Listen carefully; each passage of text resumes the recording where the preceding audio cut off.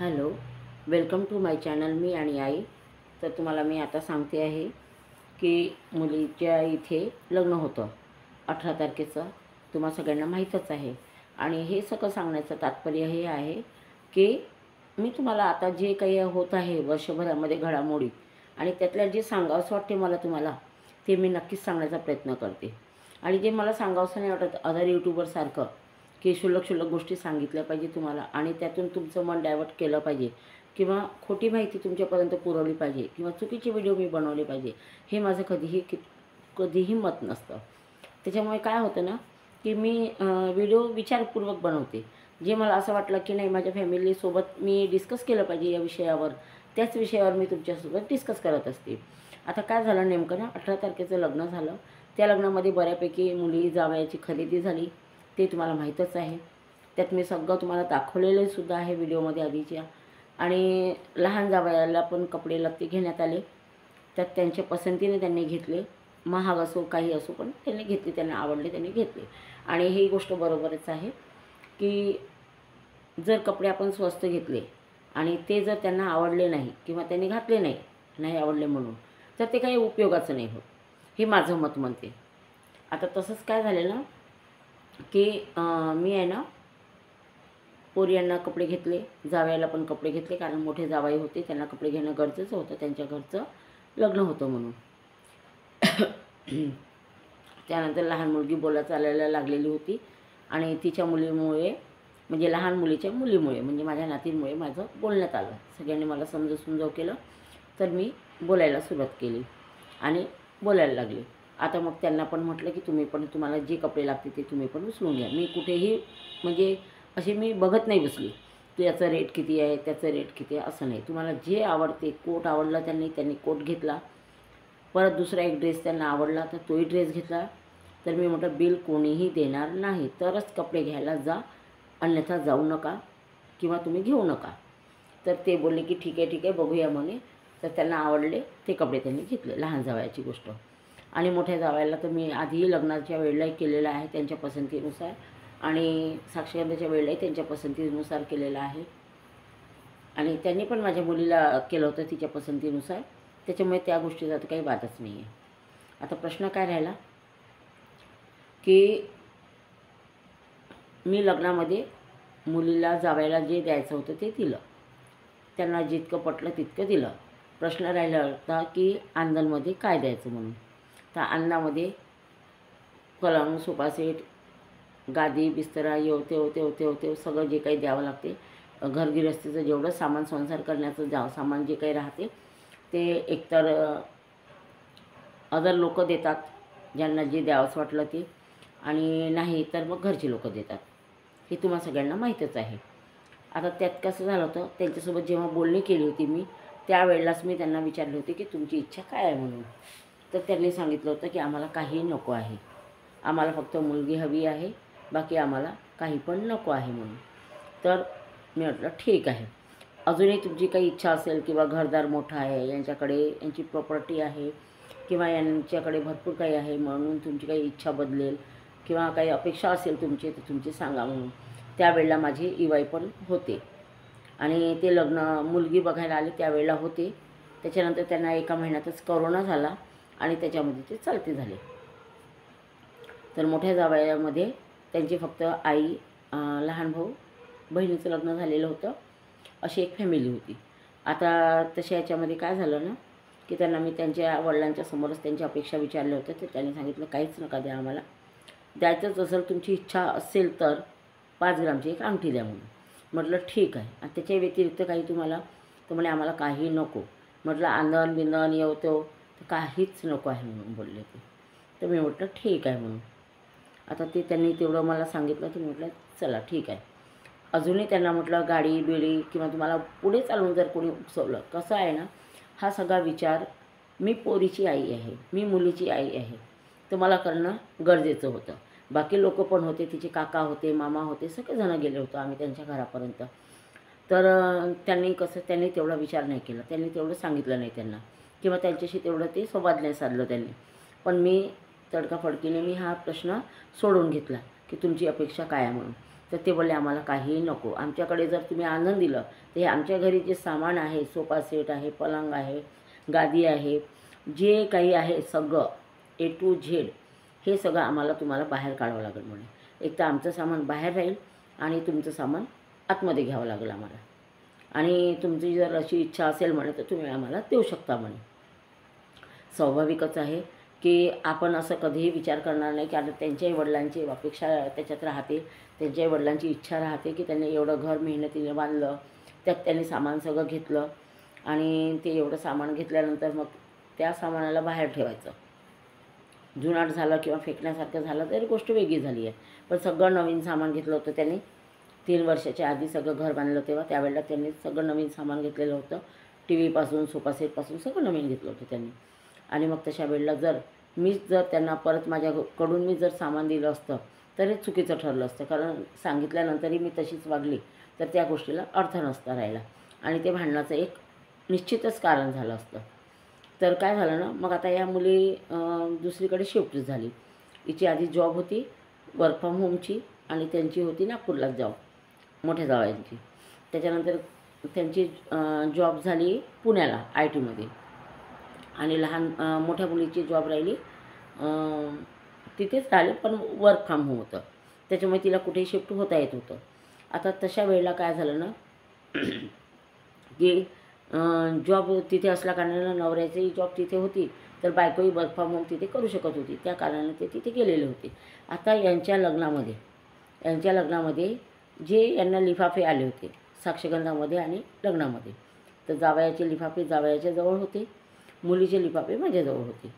तर साक्षगंधाचे पण लिफाफे होते, कारण सगळ्यांनीच तिला हातामध्ये असे पैसे फार कमी लोकांनी दिले, सगळ्यांनी लिफाफेच दिले, इन्व्हलप. आणि लग्नामध्ये पण पुष्कळसे, कारण आंदण नाही घ्यायचं हे डिक्लेअर झालेलं होतं, त्याच्यामुळे सगळ्यांनी लिफाफेच दिले होते. तर लिफाफे दिल्यानंतर कसं झालं ना की तिला 1,00,000 रुपये असे जमा झाले आणि बाकी चांदी सोन्याच्या वस्तू झाल्या. तर चांदीच्या वस्तू तिला जे काही यायचं होतं ते आले, सोन्याचे पण तिला 4-5 कानातले आले, मोठे मोठे आले, जे जसे आता माझे भाऊ आहे, माझी ताई आहे, तिचे काका आहेत, म्हणजे माझे दीर, यांनी वगैरे सगळ्यांनी सोन्याचेच भांडं घेतलं तिला, कानातले वगैरे.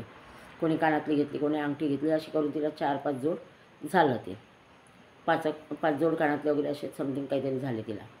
तर ते मी त्यांनाच देऊन दिले, कारण मी पोरीचं धन ठेवणे हे मला योग्य वाटलं नाही.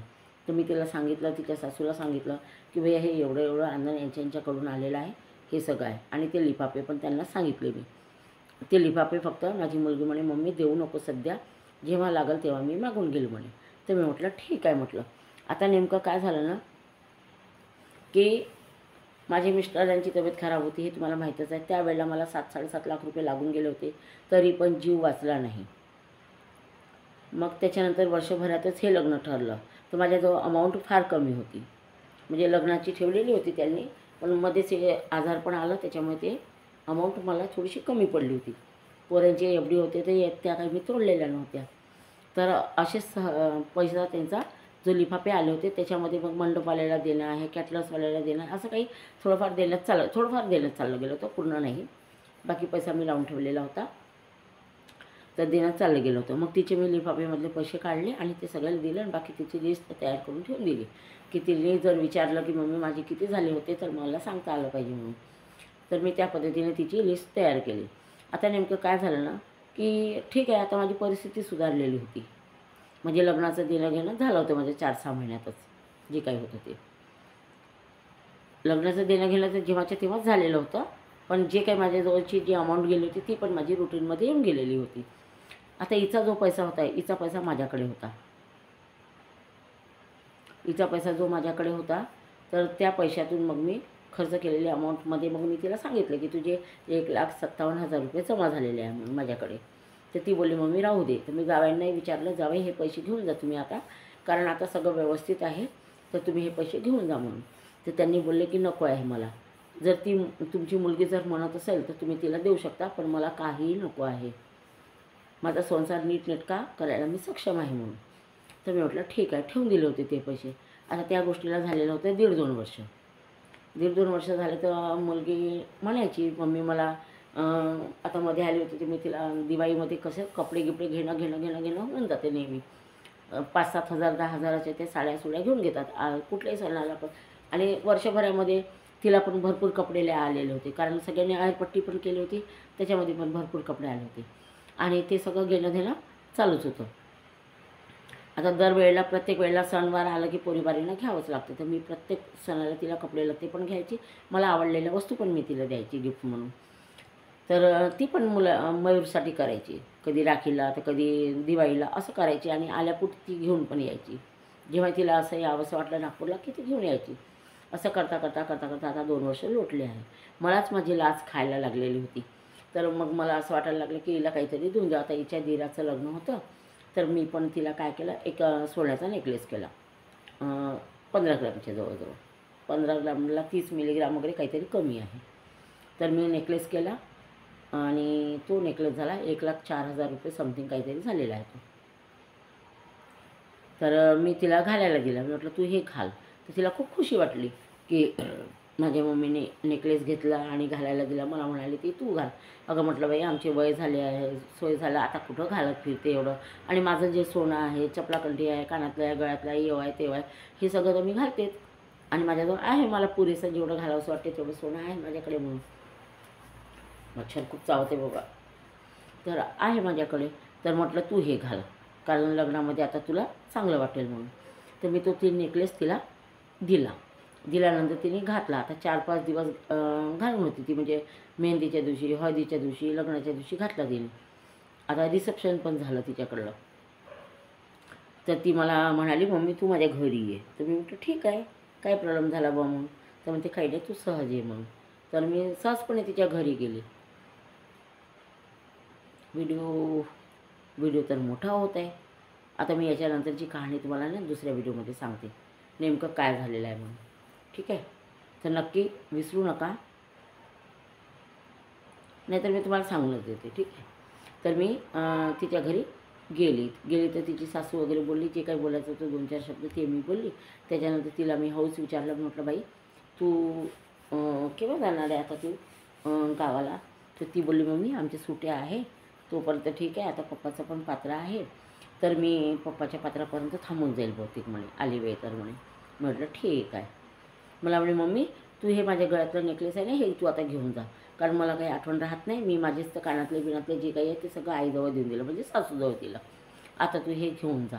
तर मी तिला म्हटलं की कशाला गं, तुझ्याजवळ राहू दे ना, मी तुझ्यासाठी घेतलेलं आहे, कारण मला नेकलेस घालायची काही हौस नाही आहे आता, आणि काय घालणार आहे, शोभतं तेवढंच करायला पाहिजे माणसाने, असं म्हणून मी टाळून दिलं. पण तिला इतकी जिद्दीला पडली की तुम्हाला काय सांगू, अक्षरशः तिने मला रडवून सोडलं. खरंच ना, आठवण आली की माणसाचं मन भरून येतं. तिचं म्हणणं हेच होतं की मम्मी आम्हाला गरज पडेल तेव्हा घेऊन जाऊ, तुला आम्ही कधी मागितलं का, आणि तुला आता सध्या गरज आहे, गरज कशाची आहे, तर तुझे हात आहे, पाय आहे, तब्येत आहे, मी लांब राहते, लहान बहीण लांब राहते, मयूर छोटा आहे, आणि मयूरचे शिक्षण आहे, पाणी आहे, तुला कधी गरज पडली तर जेव्हा द्यायचं राहील तेव्हा आम्ही जेव्हा घ्यायचं राहील तेव्हा आम्ही स्वतः मागून घेऊ तुला, तू कशाला एवढं टेन्शन घेते. म्हणून ती खूप भांडली माझ्यासोबत, इतकी भांडली की मी तुम्हाला काय सांगू, अक्षरशः तिने मला रडवून सोडलं. पप्पा असते ना म्हणे, तर तेव्हा नक्की आम्ही हक्काने घेतलं असतं गं म्हणे तुझ्याकडून म्हणे, पण आता म्हणे माझी सॅलरी बरी आहे, माझ्या नवऱ्याची सॅलरी बरी आहे, तर म्हणे आम्ही एवढं सोनं म्हणे एका महिन्यात घेऊन घेतो म्हणे, आम्हाला काहीही नवीन नाही वाटत गं म्हणे, तू हे पैसे ठेव म्हणे. आता ही गोष्ट तिची सासू चुपचाप ऐकून राहिली होती. ती चुपचाप ऐकून राहिली. तिच्या मनामध्ये असं झालं असेल की बघा हे लोक स्वतः देणं नाही चाहत म्हणून, पण तसं काही नाही आहे माझ्या डोक्यात, तसं काही नाही आहे. मला असं वाटते का पोरी यांना दिलंच पाहिजे, त्यांचा पैसा घेऊन मी काय करणार आहे, आणि मला काय गरज पडते आहे ना, देवाने दिलेलं माझ्याजवळ भरपूर आहे, त्या मानाने मला खाता सरत नाही, मला कोणाचं घ्यावं लागत नाही, कोणाला द्यावं लागत नाही, माझ्या हिशोबाने माझ्याजवळ व्यवस्थित आहे. त्यातल्या त्यात तुम्हाला सांगते, तुम्ही काही घेणार नाही आणि मी काही देणार नाही, खोटी गोष्ट कधीही समोर येणारच आहे, खरी गोष्ट कधी लपल्या जात नाही. तर कसं ना, माणसाची परिस्थिती राहते आणि त्या परिस्थितीमध्ये जर कोणी सपोर्ट केला त्याचा आपण आयुष्यभर नाही विसरत. त्यावेळेला खरंच मला खूप गरज होती, की हिच्या अमाऊंटमध्ये मी भरपूरसं खर्च झालेलं होतं, लिमिटच्या वर माझ्याकडून खर्च झालेलं होतं. इतकं खर्च झालं होतं तुम्हाला काय सांगू, की जे मला 6-7 लाखात माझं लग्न होणार होतं ते अख्ख्या 1,00,000-2,00,000नी वाढलेलं होतं. आणि माझी अमाऊंट तेवढीच होती की मला तेवढ्या याच्यातच खर्च करणे होते, गरजेचं होतं मला तेवढं. तर तसं झालेलं होतं. आणि लहान मुलीच्या लग्नाचा खर्च वाचलेला होता. पण तिने जर केलं असतं तिच्या सोबतीने लग्न, तर मी एका लग्नात 2 लग्न उरकवणार होती. त्यात काही मोठी बाब नव्हती. किंवा मी मागे पुढे करून देणार होती. 1,00,000-2,00,000 रुपये एक्स्ट्रा लागले असते, पण दुसरे लग्न व्यवस्थित झालं असतं. पण तिने ती स्वतःच्या इच्छेनुसार केलं. मला तिच्यामध्ये खर्च करायची गरज नाही पडली. आणि हे मी तुम्हाला आधीच्या व्हिडिओमध्ये पण सांगितलेलं आहे. आता प्रश्न काय राहिला की मयूरसाठी. तर मयूरसाठी किती करणार तुम्ही? मयूरसाठी किती करणार तुम्ही ना? एक विचाराची बाब आहे की मयूरला आतापासून जर आपण चटक लावली तर ते चुकीचं होणार आहे. कारण त्याचं वय आता शिक्षणाचं आहे. त्याचं हे सगळं ऐकून घ्यायचं किंवा आपल्या घरात इतकं सगळं आहे हे सगळं समजून घेण्याचं त्याचं वय राहिलेलं नाही आहे. आणि मी ते काय तिला समजवणार आहे? तिला मी समजवते, अगं तू आताचं घेऊन जा, नंतर मला देऊन देशील, लागलं तर मला देशील. काही केल्यानं ती ऐकत नव्हती, काही केल्यानं ती ऐकत नव्हती. मला चुपचाप राहावं लागलं. शेवटी रडकुंडी झाली मी आणि चुपचाप डोळे पुसत राहिली मी. आणि त्यावेळेला मला माझ्या मिस्टराची खूप आठवण आली की खरंच ते असते. तर मी तुम्हाला काय सांगू, इतक्या सुंदर, इतक्या चांगल्या मुली जन्माला घातल्यामुळे त्यांना खूप गर्व वाटलं असतं आपल्या मुलींवर. तसं त्यांना सुरुवातीपासूनच माहीत आहे की माझ्या मुली खूप गर्वाचे आहे. मी जेवढं गर्व करेल माझ्या मुलीवर तेवढं कमी आहे म्हणून. पण हे सुद्धा शब्द ऐकायला ते राहिले पाहिजे होते, माझं तरी मत होतं. मग मला खूप वाईट वाटायला लागलं. आणि ते म्हणाले, पप्पा असते ना तर आम्ही तुला सांगितलं असतं की आम्हाला हे पाहिजे, ते पाहिजे, ते पाहिजे म्हणून. पण पप्पा नसल्यावरही तू एवढी आमची जाणीव करते, एवढी तू आमची सगळी हौस नौस पुरवते, हे आमच्यासाठी खूप मोठी गोष्ट आहे. खूप म्हणजे खूप मोठी गोष्ट आहे म्हणे. असं म्हणून तिने टाळाटाळ केली. आणि मग मी खरंच तिच्या घरून येऊन गेली रागारागामध्ये. मला बिलकुल नाही पटलं ते. तर मी तुम्हाला याच्यानंतरची पण स्टोरी सांगेल. नंतर तुम्ही नक्कीच ही स्टोरी पूर्ण ऐका आणि व्हिडिओला शेवटपर्यंत पहा. लाईक कमेंट्स करत राहा की मी जे केलं ते बरोबर केलं होतं की नाही केलं होतं. मला जे वाटलं ते मी तुमच्यासोबत शेअर करते. यात माझी काही चुकी आहे का ते पण तुम्ही मला निश्चित सांगा. तर धन्यवाद. Bye bye.